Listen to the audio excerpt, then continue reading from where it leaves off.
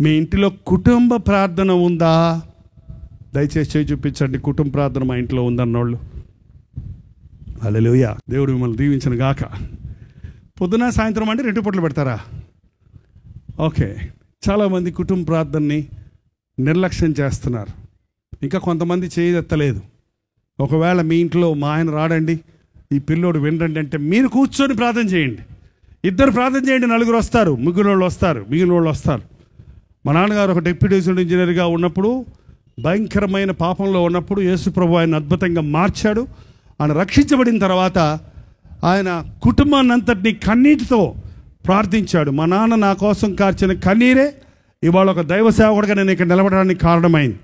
నా పాపములు నా జ్యేష్ఠ కుమారుని ఒడిలో పడనీయకయ్యా అని కన్నీటితో ప్రార్థన చేయటం నేను దొంగచాటుగా చూసి కొంచెంసేపు బాధపడ్డాను, తిట్టుకున్నాను. కానీ నువ్వు అప్పుడే మారు, నన్ను ఎప్పుడే మారమంటావు, నువ్వు 40 ఏళ్ళకి మారావు, నాకు 18 ఏళ్ళే అప్పుడే మారమంటావు అని కోప్పడ్డాను. కానీ ఆ కన్నీరు 3 నెలలు తినకుండా నన్ను ఆయన బిడ్డగా మార్చుకుంది.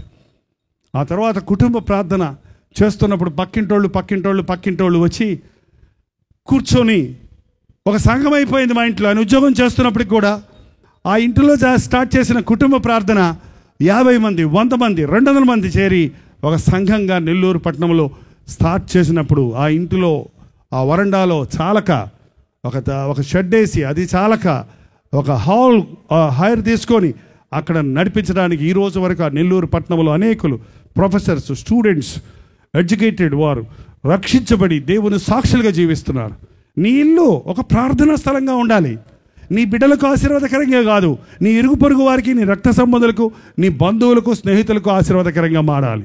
లుదియా హృదయం దేవుడు తెరిచినప్పుడు, ఆమె ప్రభువుని అంగీకరించినప్పుడు తన ఇంటి వారందరికీ బాప్తిసం ఇప్పించింది. నేను విశ్వాసినంటే నా ఇంట్లో ఉండండి అయ్యా అని బ్రతిమిలాడి ప్రార్థన జరపన్నప్పుడు తర్వాత లుదియా ఇంటి విషయమై రాయబడింది బైబిల్లో. ప్రార్థనా స్థలం అయిపోయింది, ఒక సంఘం అయిపోయింది లుదియా ఇల్లు. నీ గృహం దేవుని ఆలయంగా మార్చాలని దేవుడు ఆశిస్తున్నాడు.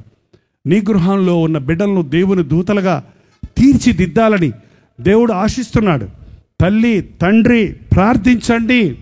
మీరిరువురు ప్రార్థిస్తే మీ చంటి పిల్లలు కూడా ప్రార్థిస్తారు, మీ చిన్న పిల్లలు కూడా ప్రార్థిస్తారు. మా సంఘంలో 2 సంవత్సరాలు 1 సంవత్సరం పిల్లలు కూడా, ఆడపిల్లలు అయితే వాళ్ళు నెత్తి మీద ముసుగు కూడా వేసుకుంటారు. వాళ్ళు పక్కన చెంగు తీసేసుకొని అందరూ ముసుగేసుకొని ప్రార్థన చేస్తుంటే వీళ్ళు కూడా ముసుగేసుకుంటారు. ఏంటంటే పుట్టుకతోటి వాళ్ళకి దేవుని యందు విశ్వాసం కలుగుతుంది. మీ ఇంటిలో పిల్లలు పేరున ప్రార్థన చేయండి. ఎవడన్నా మాట వింటం లేదంటే, ఎవడన్నా చెడిపోతున్నాడంటే, ఎవడన్నా ఇక మారడు అనే ఉద్దేశం మీకుంటే వాళ్ళ కోసం మరింత భారంగా ఉపవాసపడి ప్రార్థన చేయండి. తప్పక దేవుడిని బిడ్డలను మారుస్తాడు. సుసన్న వెస్లీ అనే ఒక సహోదరి, జాన్ వెస్లీ తల్లి, ఆమెకి 19 మంది పిల్లలు. ఆమె పిల్లలందరినీ కూర్చోబెట్టి ప్రార్థన చేసేదట. ప్రార్థన అయిపోయిన తర్వాత ఒక్కొక్క బిడ్డ బెడ్ దగ్గరికి వెళ్ళి, ఒక్కొక్క వ్యక్తి బిడ్డ మంచం దగ్గరికి వెళ్ళి, పడక దగ్గరికి వెళ్ళి, ప్రభా ఈ బిడ్డ పట్ల నీ తలంపులేవో నెరవేర్చు, ఈ బిడ్డను దీవించని వ్యక్తిగతంగా ప్రార్థించేది. కాబట్టి ఆ బిడ్డల్లో అనేకులు గొప్పవారయ్యారు.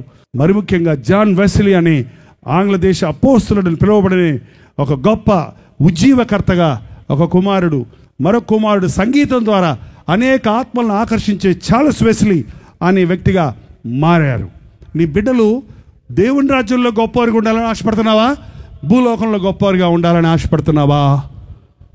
జబదయి కుమారులు తన 2 కుమారులు తీసుకుని వచ్చి యేసు ప్రభు దగ్గర తీసుకొచ్చి నిలబెట్టి, ప్రభా ఈ అబ్బాయికి MBBSలో సీటు దొరికినట్లుగా, ఈ అబ్బాయికి లండన్కి వీసా దొరికేటట్టుగా ప్రార్థన చేయ్యా అని అడిగిందా? ఈ అబ్బాయి తమిళనాడులో MP, ఈ అబ్బాయి ఆంధ్రాలో MLA అవ్వాలందా? ఏమడిగిందండి? తెలిసిన వాళ్ళు చెప్పండి, తెలియకపోతే పోతే. జబదయ కుమారుల తల్లి తన 2 కుమారులైన యాకోబు, యోహానులను వెంటబెట్టుకుని వచ్చి, ఈ నా 2 కుమారులు నీ రాజ్యములో నీ కుడి పక్కన ఒకరు, నీ ఎడం పక్కన ఒకరు కూర్చోవాలి అని అడిగింది. అర్థమైందా? ఎక్కడ కూర్చోవాలట? ఈ లోకంలో కాదు, పరలోకంలో నీ సింహాసనం పక్కన కుడి పక్క ఒకళ్ళు, ఎడం పక్క ఒకళ్ళు నా బిడ్డలు కూర్చోవాలి. నీ రాజ్యంలో నా బిడ్డలు గొప్పవారు అవ్వాలి. ఎంతమందికి ఆశ ఉంది తల్లిదండ్రులకి? లోకంలో గొప్పవాళ్ళు అవ్వాలనా, దేవుని రాజ్యంలో గొప్పవాళ్ళు అవ్వాలనా? మా నాన్న నన్ను ఒక డాక్టర్ని చేయాలనుకున్నాడు. ఎంబీబీఎస్ కోర్సు చేరడానికి రెడీగా ఉన్నాను రక్షించబడే సమయానికి. కానీ ఎప్పుడైతే రక్షించబడ్డాడో మా నాన్న అన్నారు, రేయ్ నా ఇష్టం కాదు నీ ఇష్టం కాదు, దేవుని చిత్తం తెలుసుకోవాలి అని ప్రార్థన చేస్తే, ప్రథమ ఫలం దేవుని సొత్తు అని దేవుడు ఆయనకి చెప్పాడు. నీ తల్లి గర్భంలో ఉన్నప్పుడే నేను ఏర్పరచుకున్నాను, జనములకు ప్రవక్తగా నేను ప్రతిష్ఠించానని నాతో చెప్పాడు. చదవద్దు, లోకమొద్దు అని నా తల్లిదండ్రుల్ని, నా ఇంటిని, నా ఫర్దర్ స్టడీస్ని అన్నీ వదిలిపెట్టి బైబిల్ ట్రైనింగ్ కోసం నేను చెన్నై వచ్చేసాను. అప్పటి నుంచి ఇప్పటిదాకా ఆయన సేవలో సాగుతూ ఉన్నాను. చాలామంది మా బంధువులు తిట్టారు మా నాన్నని, ఎవరే నీకన్నా పిచ్చి పుట్టిందరా, వాడి పర్సనాలిటీ ఏంటి, వాడు ఇది ఏంటి, వాడు పాస్టర్ పైన సంచి తెలుసుకొని అడుక్కు తిట్టాడరా, వాడిని పొడి చేసేసావరా, వాడిని వేస్ట్ చేసేసావరా అని మా బంధువులందరూ హిందువులు కాబట్టి తిట్టారు. పాపం తెలియక యేసు ప్రభు గొప్పతనం ఏమండి. ఆ బంధువులందరూ వాళ్ళు మారారు. ఒకవేళ నాతో మాట్లాడాలంటే లైన్లో వచ్చి ప్రార్థన చేయించుకుంటారు. పాపం ఎందుకు పనికిరాడు సంచి తెచ్చుకొని అడుక్కు తింటాడు అన్నవాళ్ళు ఇప్పుడు నాకు లైన్లో వచ్చి, ఏంటక్క నువ్వు లైన్లో వచ్చేసావంటే ఏం చేయండి, అక్కడ వదిలిపెట్టలేదురా. దేవునికి అప్పగించుకున్నవాడు ఎప్పుడు దరిద్రుడు కాడండి. దేవుని చేతుల్లో మీ బిడ్డలు పెట్టండి, లోకంలో తలగా ఉంటారు కానీ తోక్క ఉండరు. నువ్వు ఎంత చదివించినా ఆ బిడ్డలు అమెరికా పంపించి చదివిస్తారు, లండన్ పంపించి చదివిస్తాడు, సింగపూర్ పంపించి పనికి పంపిస్తారంటారు. వాళ్ళు మళ్ళీ రానేరారు ఇక్కడికి. అంతగా వచ్చారా ఎవరినో ఒకళ్ళు ఎంబడి పెట్టుకొని వస్తారు. ఏంటంటే ఎవరినో ఒకళ్ళు ఎంబడి పెట్టుకొని వస్తారు. ఎంతమంది తల్లిదండ్రులు ఏడుస్తున్నారు, రే పస్తులుండిరా నీకు వీసాలు తెప్పించి నీకు డబ్బులు ఇచ్చి నిన్ను అక్కడ చదివిస్తే నువ్వు అక్కడ ఎంబీఏ ముగించొచ్చి ఇక్కడ ఏదో చేస్తావంటే ఏంట్రా ఎమ్మడే ఎవరినో పెట్టుకొని వచ్చావు, వచ్చినందుకు సంతోషపడి మళ్ళీ పోతానంటాడంట. ఏంటంటే ఎంతమంది తల్లిదండ్రులు ఏడుస్తున్నారు బిడ్డల కోసం.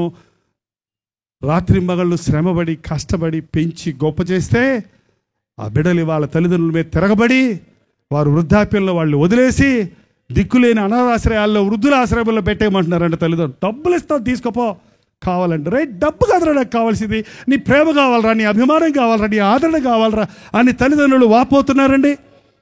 అదేదో మొదటే మీరు దేవునికి మొరపెడితే, దేవుని చిత్తం మీద మీ బిడ్డల పట్ల తెలిస్తే మీ బిడ్డలు ధన్యులవుతారు, మీరు మీ జీవితం సార్థకమైందని మీ వృద్ధాప్యంలో తృప్తిగా ఉండగలుగుతారు. కుటుంబ వ్యవస్థను సాతాను చెల్లా చెదురు చేయాలని ఆనాడే కంకణం కట్టాడు వాడు. ఏదేను తోటలోనే భార్యల భర్తల మధ్య చిచ్చు పెట్టాడు వాడు. నా నరముల్లో నరమ, నా ఎముకల్లో ఎముక అని పొగిడి నారి అని చెప్పిన ఆదాము తినవద్దన్న ఫలం తిన్నాక ఏమన్నాడు తెలుసా? ఆదాము ఎందుకు తిన్నావు? బుద్ధి లేక తిన్నాను. నా నరముల్లో నరము, నా ఎముకల్లో ఎముకైన నా భార్య ఇస్తే నేను తినొద్దా? నా భార్య నరకాన్ని పోతే నేను పరలోకం పోతానా?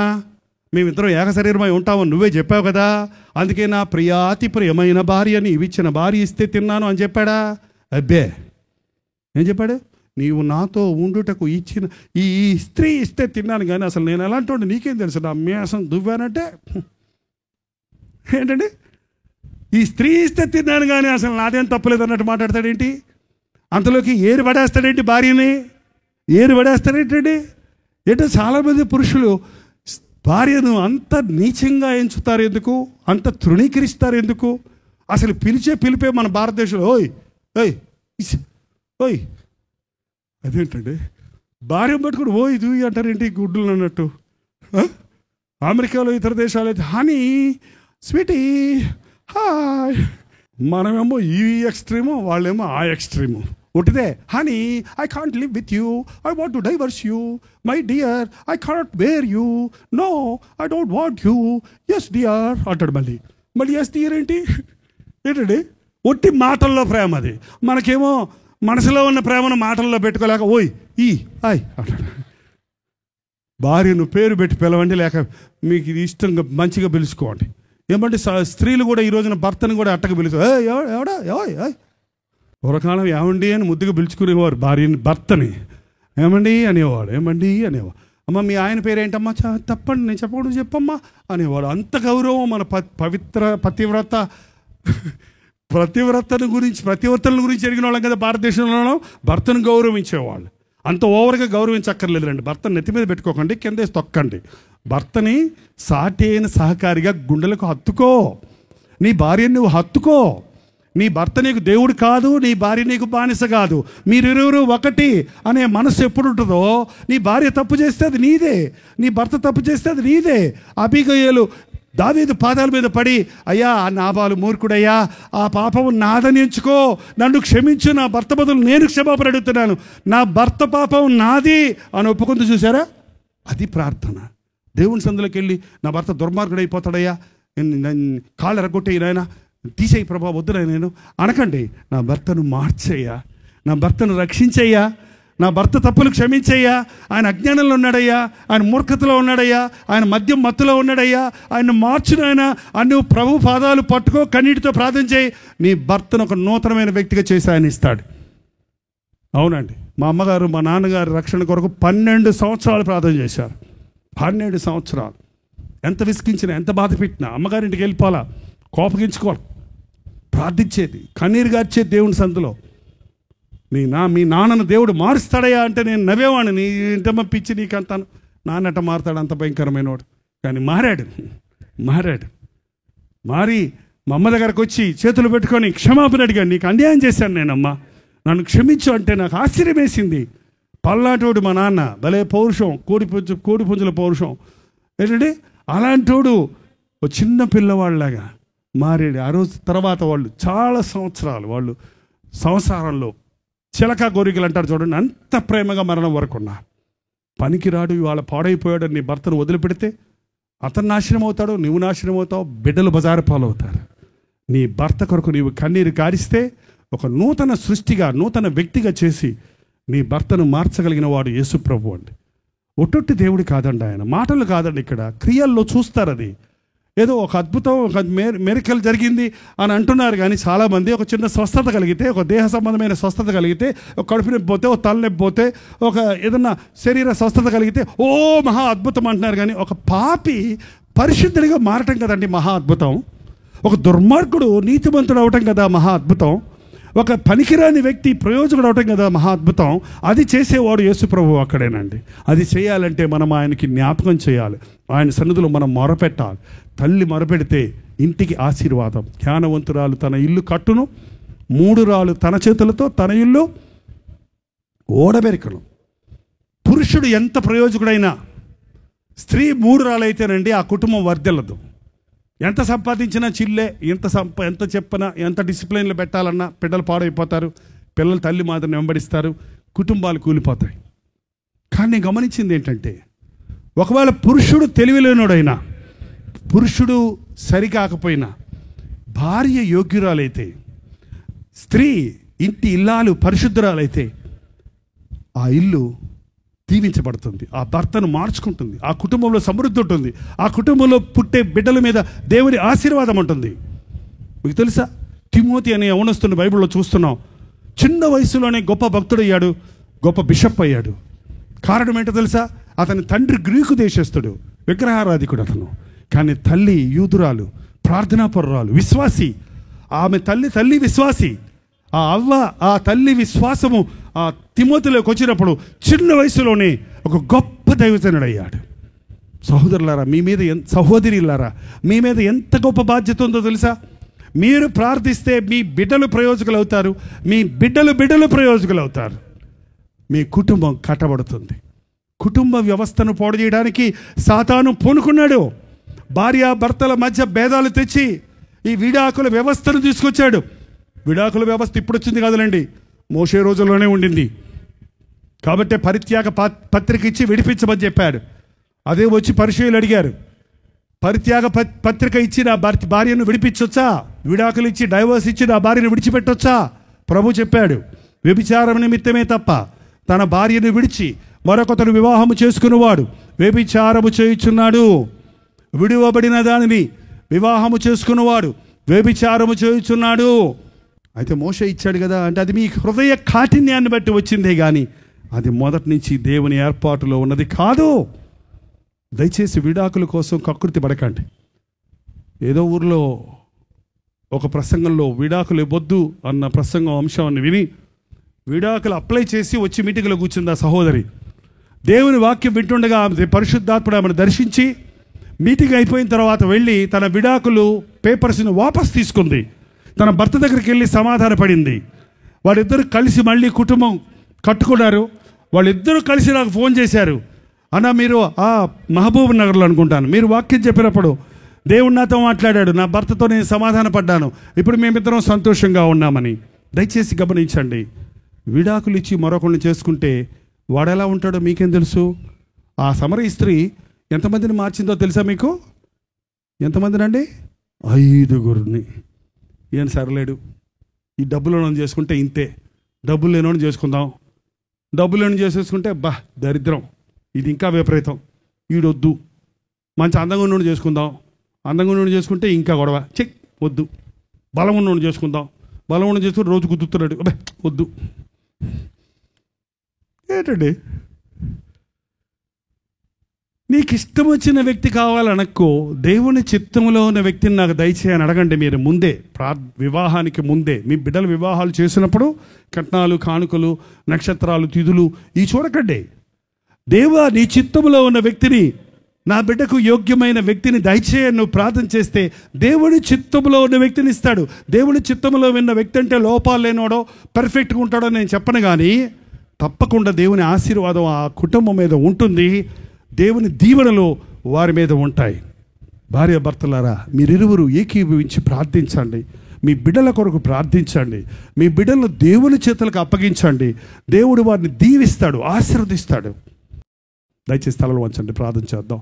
ఈ సమయంలో ఒక అద్భుతాన్ని నీ గృహంలో చేయాలని, నీ జీవితంలో చేయాలని, సాతాను చేతుల్లో పట్టబడిన నీ బిడ్డలను విడిపించాలని, నీ కుటుంబంలో ఉన్న అసమాధానం నుండి నీకు సమాధానం ఇవ్వాలని దేవుడు ఆశపడుతున్నాడు. నోరు తెరిచి ప్రతి ఒక్కరూ ప్రార్థన చేద్దాం. అందరం లేచి నిలబడదాం, 2 చేతులు పైకెత్తి ప్రార్థన చేద్దాం. ప్రభా, ఇదిగో నా జీవితం నాయన, వేకువనే లేచి నీకు మొరపెట్టుకునే కృప నాకు దయచేయి, విశ్వాసంతో ప్రార్థించే శక్తి నాకు దయచేయి. నా బిడ్డల్ని ఇప్పటికే సాతాను మోసగించాడు, నా కుటుంబం చిన్నాభిన్నములు అయిపోతుంది, నా ఇంటిలో సమాధానం లేదు, ఆర్థిక ఇబ్బందుల్లో ఉన్నామయ్యా, అనారోగ్యాలతో నిండిపోయి ఉన్నామయ్యా, ఎప్పుడు చూసిన జగడాలు, ఎప్పుడు చూసిన విసుగుదల, ఎప్పుడు చూసిన కోపం, ఎప్పుడు చూసినా గొడవలు జరుగుతున్నాయి. నా ఇంటికి రాయా, నా ఇంటికి రాయా, నా ఇల్లు పాడైపోయిందయ్యా, నా కుటుంబం చెదిరిపోయింది నాయన, భార్యాభర్తలుగా మా మధ్య నెమ్మది లేదు, సమాధానం లేదయ్యా. కలిసి బతుకుతున్నాం కానీ కలిసి ప్రార్థన చేయలేకపోతున్నాం, కలిసి బతుకుతున్నాం కానీ కలిసి నీ అందు ఆనందించలేకపోతున్నాం. మా ఇంటికి రా నాయన, నా బిడ్డలను చూడయ్యా, నా భార్యను చూడయ్యా, నా భర్తను చూడయ్యా. తండ్రిగా నా బాధ్యతలు నెరవేర్చుటకు సహాయం చేయనా. తండ్రిగా నా బాధ్యత అన్నం వండి పెట్టడమే కాదు, నా బిడ్డల కొరకు కన్నీరు గార్చే ప్రార్థన దయచేయ్యా. తండ్రిగా నా బిడ్డలకు సంపాదించేస్తున్నానని కాక వారి కొరకు ప్రార్థించుటకు సహాయం చేయి తండ్రి. ఇదిగో దేవా, నా జీవితం ఆపాదమస్తకం నీకంకితం. ఇదిగో దేవా, నా జీవితం ఆపాదమస్తకం నీకంకితం. ఇదిగో దేవా, నా జీవితాన్ని, నా కుటుంబాన్ని, నా బిడ్డల్ని, నా సమస్తాన్ని నీకు అప్పగించుకుంటున్నానయ్యా. నా చేత కావటం లేదు నాయన, నా చేత కావటం లేదు ఈ కుటుంబాన్ని నడిపించడానికి, ఈ సంసారాన్ని ఈదటానికి నా చేత కావటం లేదు. ఈ సమస్యలతో, ఈ కరువులో, ఈ ఇబ్బందుల్లో నేనేమి చేయలేని స్థితిలో ఉన్నాను, నీకు అప్పగించుకుంటున్నానయ్యా. సహాయం చేయి నాయనా. ప్రార్థన. పరిశుద్ధుడా, ప్రేమగల తండ్రి, ఒక్కసారి మమ్మల్ని చూడు నాయన. ఏ తండ్రి గుండెల్లో ఎలాంటి వేదన ఉందో, ఎలాంటి ఆరాటం ఉందో, ఎలాంటి పోరాటం ఉందో చూచి వారి మొరలను విను నాయన. వారికి విడుదల కలుగజేయి తండ్రి. ఇంకా తాగుబోతులైన తండ్రిని ఇక్కడ ఉంటే నజరేయుడైన యేసుక్రీస్తు నామములో వారిని విడుదల చేయించున్నాము నాయన. తన్ను తాడు నాశనం చేసుకుని తన కుటుంబాన్ని కూలగొట్టుకునే స్థితిలో ఎవరైనా ఉంటే ఈ రాత్రి వారిని నీవు దర్శించునైనా, మార్చునైనా, వారి గుండెల్లో పశ్చాత్తాపాన్ని కలుగజేయి తండ్రి. వారు ప్రేమించిన పాపాన్ని అసహించుకుని నూతన స్వభావాన్ని దయచేయము నాయన. ఏ తల్లి అయినా, ఏ సహోదరి అయినా తన ఇంటి వారికి శాపితరాలుగా, తన భర్తకు ఆటంకపరురాలుగా, తన బిడ్డలకు నాశనకర్తగా ఉంటే అయ్యో కరుణించు. అటువంటి తల్లులను నీ బిడ్డలుగా చేయి నాయనా. నీకు మొరపెట్టుకునే వారిగా చేయి ప్రభువా.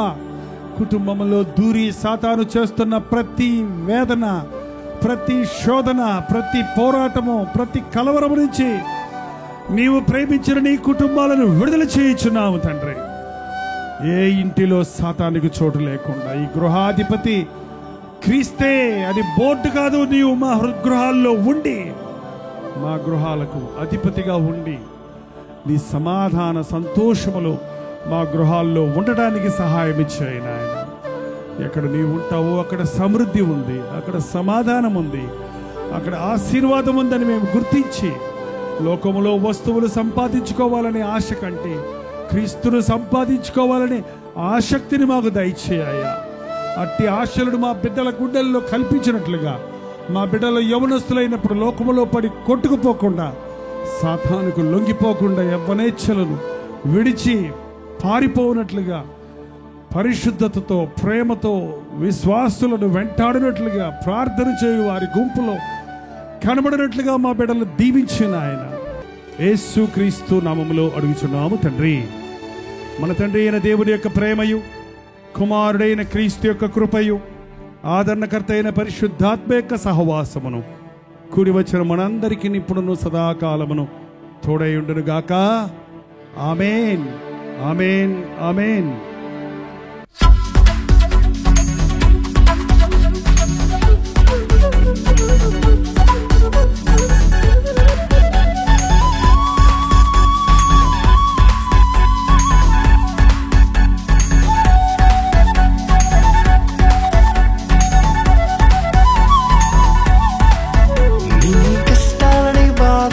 శ్రమలన్నీ తీర్చే అనాథుడు యేసే.